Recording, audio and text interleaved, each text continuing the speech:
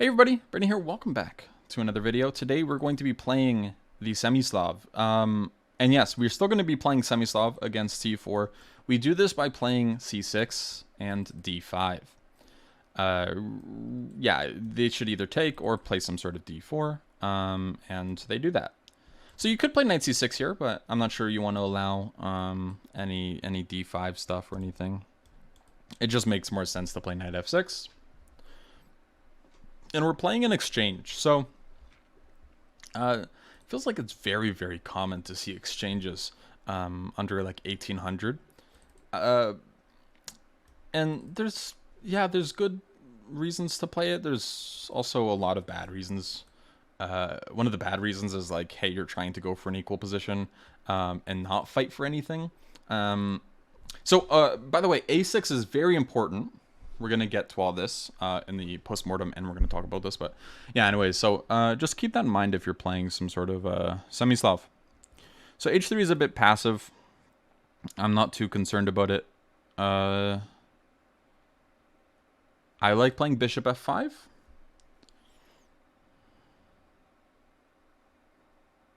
I also like queen b6. Trying to see what they're going to do about this b-pawn.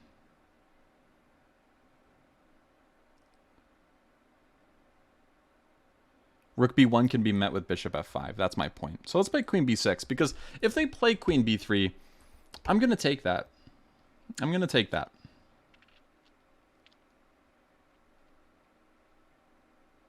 Yeah, and if they go here, I was wondering if I can play some sort of e6 or just try to get some sort of knight e4 in. Does knight e4 immediately work? Actually, I think it does, doesn't it? Because takes, and then we have this bishop b4 threat. They have to play knight e5, but then we can take on d4. Let's play knight e4. Feels like they're running into some problems here. Oh, maybe they could have taken on d5. That could have been interesting, but they didn't do that. So, nothing to worry about. If they go knight e5, I think I'm going to take on d4. Okay, so they're playing it like this. But this is a problem because now we have e5 and bishop b4. So we're winning a piece here. Yeah. Let's play bishop b4 first. Doesn't hurt to throw the move in. And we'll take on f4. Why not? In castles. Great. Yeah, we have an excellent position. We could have also taken on d4 at some point, but I'm just trying to go for something a bit classically, like, aesthetically nice to look at. So I'm thinking of taking on c3 and then going queen b2. And I think this pawn just drops, right? This pawn will drop after queen b2. Rook to d1, and we take on c3. So, yeah, just being very aggressive against these exchange players can be a very nice way to play. Again, one of the big problems is h3 is just such a waste of time that you do start looking at these things, and not just for giggles. There's good reason to, because time is important, especially in these positions where most of the things are developed, and one side starts wasting time or something. So I like this move, bishop e6. Trying to go bishop d5. Let's not allow anything here. I could also take on d3. Probably a bit safer. Yeah, let's take on d3 and not lose. Queen takes, and yeah, I'll take. And go bishop c4 and b5. Oh yeah, I could have taken on a2. Do I take on a2 now? Yeah, I probably should. Pawns are kind of just better here than the fact that they could castle, because castling, they just kind of put themselves in a spot where their pieces can't go anywhere. So here, after b5, the idea is I'm just going to play bishop c4 and push my a-pawn. And this looks like a winning plan. blockading with the bishop on c4. So even if they play moves like rook a5, which they probably should. Okay, they didn't, but yeah, we can still make our own threats, which is very important. So let's go rook d8. And this is just pretty much preventing them from pushing any further. So I like f5. And the idea of f5 is I'm just trying to weaken their structure. That's it. And here, I can take. I do like taking. Despite what it may look like, I do think this is a good option because we can try rook f1. And even if these pawns do look a little scary, I don't think they're actually scary enough for us to be too frightened. And especially since they play d6. d6 is a concession, actually.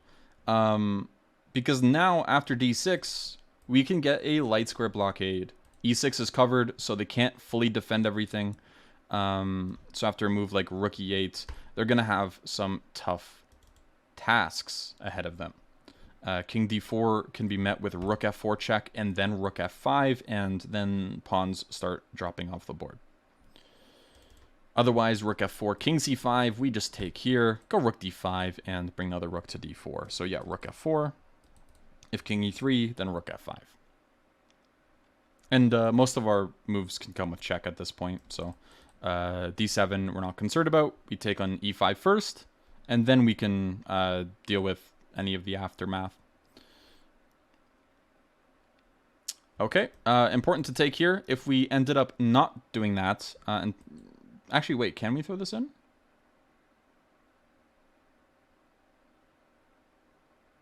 Because rook e4, we just take it, right? Yeah, okay. Rook e4, we can take it, and our pawns are still quite happy. But what we're going to do is we're going to take here and play rook d5. So they can take on a4, but we go rook d5, and we're just upper rook. This is too much material. We will bring more pieces to the defense. Take, and they want to play on, but this is objectively losing by now. Rook e8, we'll just push them further away. Give a check here. And let's go h6. Give ourselves some luft. It's never a bad idea. I want to go rook f6 next. And slowly I want to cut them off. So you can see that slowly they're getting less and less squares. They're going to have to go to the back rank now. And I'm going to play this move here. Rook a6. And I'm threatening to just give a checkmate on a8. And here the problem is if they go rook c8, we can go rook f8. Then rook a7. And if rook c7, then rook f7. And we win. So we'll take here. Go rook f7. We can actually just pre-move this now. There's nothing they can do. And yeah, that's the game. So some important things to mention here is maybe the one thing that could have gone wrong, that I'm not sure if it did, is, so first off, a6, the reason why it's necessary is because we're concerned of knight to b5. So, for example, if we make any other natural move, like e6, which is very passive, and our bishop on c8 stuck out of the game, or if we play moves like bishop f5, they can respond with moves like queen b3, and we might just have to move our bishop back. When we play a6, we're trying to meet moves like queen to b3, potentially with knight to a5. So if they play some sort of e3, and it's important that bishop g4 is available here. But also if they play some sort of queen b3, yeah, this move knight a5 is actually available because we can always meet queen a4 with b5. Very important move here. And we didn't actually have this before when our pawn was not on a6. This is actually a very, very nice way to meet this specific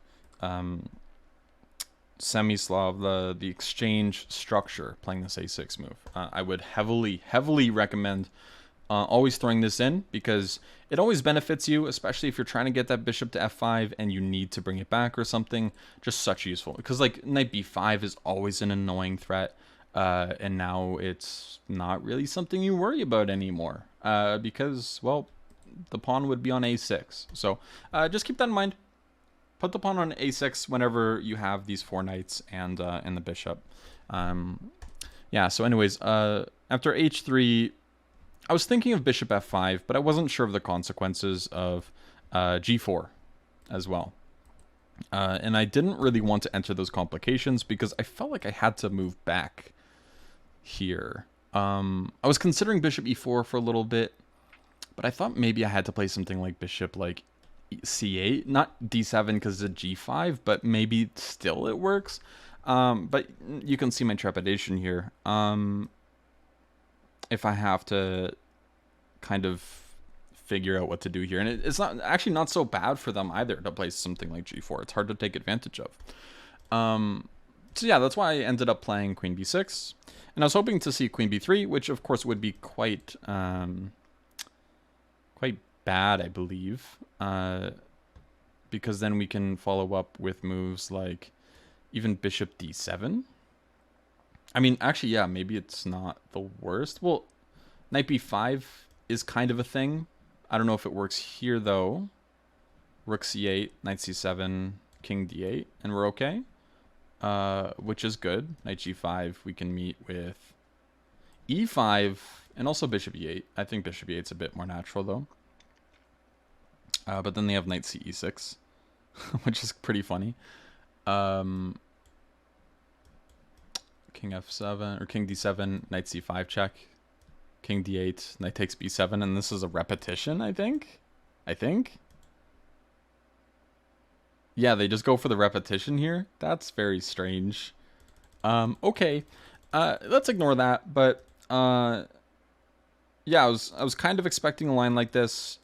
Generally, if you can play a move like rook c8 and get away with it, then this structure is not really so amazing for white. So let's just say rook c8.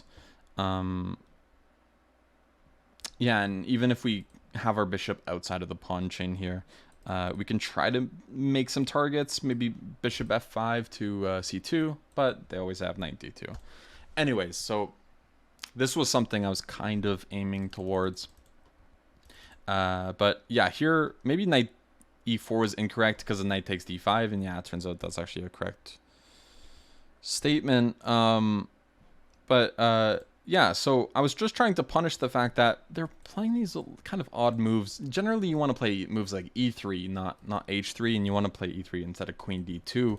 It's not really working for any of the setups for white to get some sort of advantage, because the advantage usually lies on the queen side in the c file. So the fact that white is kind of ignoring that should land them in trouble. So knight e4 was well-intentioned, but a bad idea here. Where after takes, I was expecting knight e5. Knight g5 is definitely losing because of e5 here. But if they play knight e5, one of the ideas I had was maybe queen takes d4. I believe I mentioned in the game, where we would enter something like this. Bishop takes, pawn takes, and we can try to hold on to the pawn with some sort of f5, or at least just make it difficult to get the pawn back. I don't know how much it really is here. It feels like they should have compensation. They can try to blockade the dark squares, and I imagine they're totally fine here. But it's worth a shot to consider something like this, because asking a 15 or 1600 to defend those types of positions might be difficult. So yeah, luckily, since they responded with the wrong approach, bishop b4 just to get some more exchanges in. Knight takes d4 is actually quite good. I just thought castling is very effective here, going for safety. And yeah, we ended up having a pretty good game. Actually, there's this funny move. Instead of bishop takes c3, there's bishop d6 as well, with kind of a similar idea of queen takes b2, and they can't defend everything. But that's not really too important. I hope you guys did enjoy, though. This was really fascinating. Hopefully you learned something about the Semi-Slav and how these exchange positions can sometimes work. Don't play this queen b6 move in the exchange, I'd say. That's more so against the London. Even if they bring their bishop to f4 and it's an exchange, it's not a London. It's an exchange Semi-Slav. So be very, very careful about that. But yeah, I thought this queen b6 move was still interesting because of the nuances that happen with queen d2 and h3. But don't follow me all the time. All right. Thank you, and see you next time. Bye-bye.